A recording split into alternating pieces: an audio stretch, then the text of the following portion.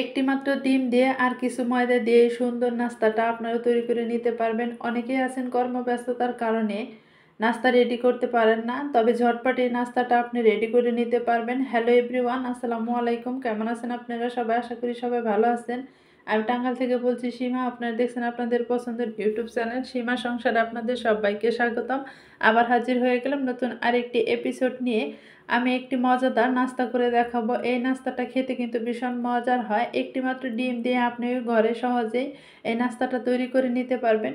নাস্তাটা বানানোর জন্য এখানে কিছু ময়দা লাগবে। প্রথমে আমি ময়দাগুলো ঢেলে নিব। শুকনো উপকরণগুলো প্রথমে ভালো মতো মিক্সড করে নিতে হবে, তাহলে যে কোনো নাস্তায় আপনার কাছে পারফেক্ট হবে। এখানে আমি 2 বাটি পরিমাণ ময়দা নিয়ে নিছি। আপনারা চাইলে ময়দার পরিমাণটা কমিয়ে বাড়িয়েও নিতে পারেন। এখন এখানে আমি দিয়ে দিব লবণ। এখানে স্বাদ মতো লবণটা দিয়ে নেবেন। যে যেরকম লবণ খান সেরকম লবণ দিয়ে নেবেন। শুকনো উপকরণগুলো প্রথমে আমি ভালো মতো মিক্সড করে নিব এইভাবে।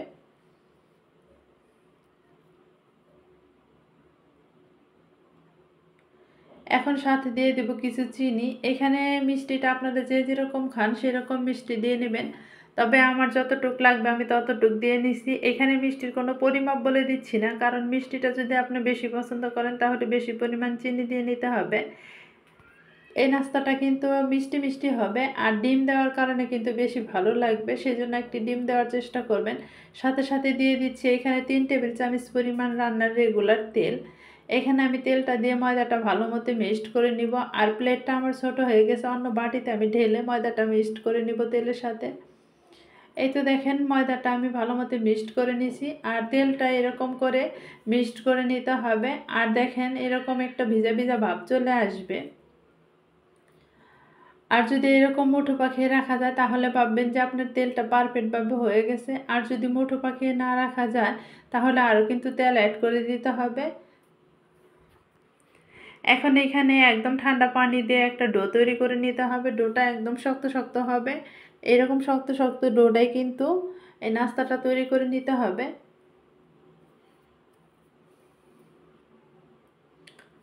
এখন আমি অল্প অল্প করে পানি দিব আর ডোটা রেডি করে নিব, কারণ বেশি পানি দিলে কিন্তু ডোটা পাতলা হয়ে যেতে পারে।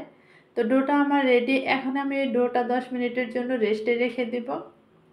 একটি ঢাকনা দিয়ে ঢেকে 10 মিনিটের জন্য রেস্টে রেখে দিতে হবে। এর ফাঁকে আমি ডিমটা রেডি করে নিব। এই একটি মাত্র ডিম দিয়ে দেখবেন যে মজাদার নাস্তাটা তৈরি করে নিতে পারবেন। ডিমটা প্রথমে একটা বাটিতে আমি ঢেলে নিব। এখন এই ডিমে দিয়ে দিতে হবে একটু লবণ আর একটু হালকা চিনি। এতটুকু চিনি দিলে হবে। চিনিটা দিয়ে আমি ভালো মতো ডিমটার সাথে মিক্সড করে নিব। আর চিনিটা গলে না যাওয়া পর্যন্ত এরকম করে মিক্সড করতে হবে।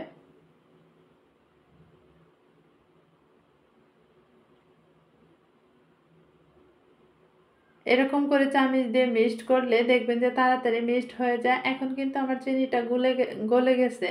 আমি এভাবে মিক্সড করে নিলাম। এখন এটা এক সাইডে রেখে দেব। রেখে দিয়ে আমার কিন্তু 10 মিনিট হয়ে গেছে ময়দাটা রেস্টে রাখা। আর আমি এখন দেখেন ময়দাটার ঢাকনা খুলে নিচ্ছি, আর দেখেন কীরকম হয়ে গেছে। এখন এই ময়দাটা কিছুক্ষণ হাত দিয়ে মথে নিতে হবে। একদম কিন্তু সফট একটি ডো হয়েছে। এরকম সফট করে কিন্তু ডোটা রেডি করে নিতে হবে। হাত দিয়ে কিছুক্ষণ মতলে আর একটু সফট হয়ে যাবে। অবশ্যই কিন্তু হাত দিয়ে একটু ডলে ডলে ভালো মতো মথে নিতে হবে। তো মথে নেওয়া হয়ে গেছে। এতটুকু করে আমি লেচি কেটে নিছি। এই লেচি দিয়ে রুটিটা বানিয়ে নিব।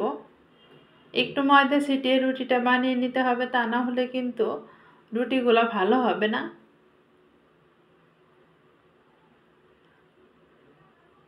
আমরা যে রেগুলার রুটি খাই সেই রুটির মতো করে একটি পাতলা আকারের রুটি বানিয়ে নিতে হবে। তো দেখেন এরকম করে আমি রুটিটা বানিয়ে নিছি। রুটিটা একটু বড় সাইজের করে নিছি, কারণ এই রুটিটা আমি একটু কেটে নিব।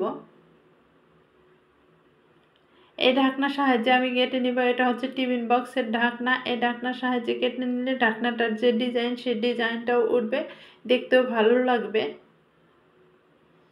এরকম করে চাপ দিলেই কিন্তু কেটে নেওয়া যাবে। আর এরকম চাপ দিয়ে তারপরে এক হাত দিয়ে ধরে সুন্দর করে উঠিয়ে নেবেন। আমার কিন্তু কেটে নেওয়া হয়ে গেছে, দেখেন এইভাবে আমি কেটে নিছি। এখন এইরকম করে ঝাঁকি দিলে কিন্তু পড়ে যাবে। আর ডিজাইনটাও দেখেন সুন্দর ডিজাইন দেখা যাচ্ছে। এরকম করে কেটে তারপর ডিজাইনটা করে নিলাম। আপনারা চাইলে যে কোনো ঢাকনা দিয়েও কেটে নিতে পারেন। সবগুলো আমি কিন্তু এইভাবে কেটে নিব। এই সম্পূর্ণ রুটিটা আমি এইভাবে কেটে নিয়ে তারপর ফিরবো আপনাদের মাঝে। তবে আমার কেটে নেওয়া হয়ে গেছে, দেখেন এক পিস কিন্তু এখানে আমি রেখে দিছি। রেখে দিয়ে আর দেখেন এরকম মোটা মোটা দেখা যাবে। এক পিস রেখে দিছি, রেখে দিয়ে এখানে কিন্তু আমি ডিমের মিশ্রণটা দিয়ে দিচ্ছি। এরকম করে হালকা করে ডিমের মিশ্রণটা দিয়ে নিতে হবে।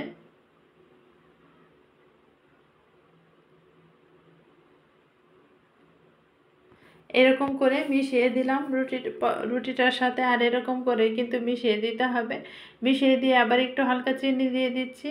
যদি মিষ্টিটা বেশি পছন্দ করেন তাহলে একটু বেশি পরিমাণের চিনি দিয়ে নেবেন এখানে।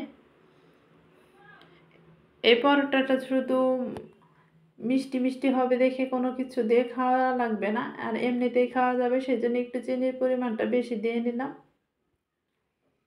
এখন এইভাবে হাতটা চেপে চেপে মুখটা লাগিয়ে দিতে হবে।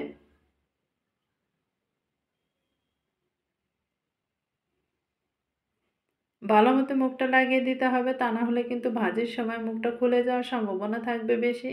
এরকম করে 2 আঙ্গুল দিয়ে চেপে চেপে তারপর মুখটা লাগিয়ে দিবেন।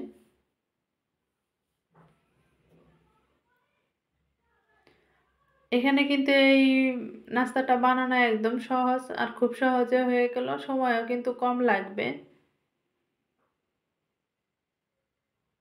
এরকম করে চতুর্দিক দিয়ে কিন্তু আমি মুখটা হাতে চেপে চেপে লাগিয়ে দিচ্ছি।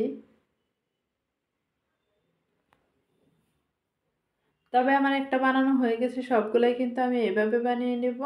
আর বানিয়ে নিয়ে তারপর চুলায় চলে এসেছি। ফ্রাই প্যানটা গরম হয়ে গেলে এখানে হালকা তেল দিয়ে নিতে হবে।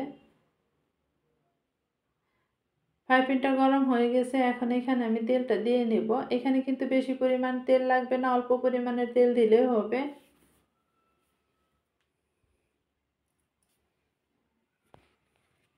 তেলটা দিয়ে এইভাবে আমি একটু সরিয়ে নিলাম। এইভাবে একটু সরিয়ে নিলে বেশি ভালো হবে।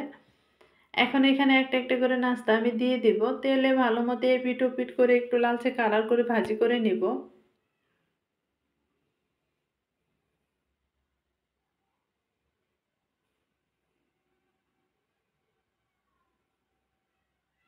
এখন কিন্তু আমি উল্টিয়ে দিব। এপিট ওপিট করে লালচে কালার করে ভাজতে হবে, একটু সময় নিয়ে ভাজতে হবে।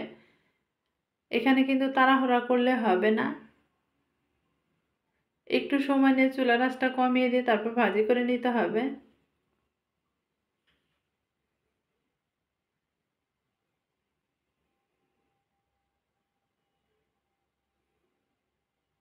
এই তো দেখেন এপিট ওপিট করে লালচে কালার করে ভাজি করে নিলাম। এরকম কিন্তু সবগুলোই ফুলকো ফুলকো হবে।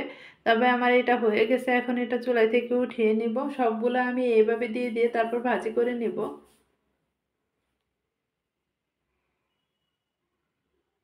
দেখেন কতটা লোভনীয় দেখা যাচ্ছে। সবগুলোই কিন্তু এরকম করে ভাজি করে নিতে হবে। তো সবগুলো আমি এভাবে ভাজি করে নেব। আর প্রথম ব্যাচটা উঠিয়ে কিন্তু দ্বিতীয় ব্যাচটাও দিয়ে দিলাম। তো সবগুলো ভাজি করে নিলাম। আমি এইভাবে ভাজি করে নিছি, দেখতে যেরকম সুন্দর লাগতেছে খেতেও কিন্তু ভীষণ মজার লাগবে। না বানিয়ে খেলে কিন্তু বুঝবেন না, অবশ্যই বানিয়ে খাবেন। আর খাওয়ার পরে আমার কমেন্ট করে জানাবেন যে কার নাস্তাটা কীরকম হলো।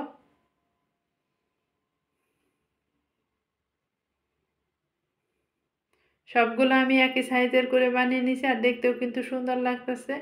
ভিডিওটা ভালো লাগলে অবশ্যই কিন্তু সাবস্ক্রাইব করবেন, আমার চ্যানেলের সাথেই থাকবেন। কমেন্টের মাধ্যমে জানাবেন নাস্তাগুলো দেখতে কীরকম লাগলো।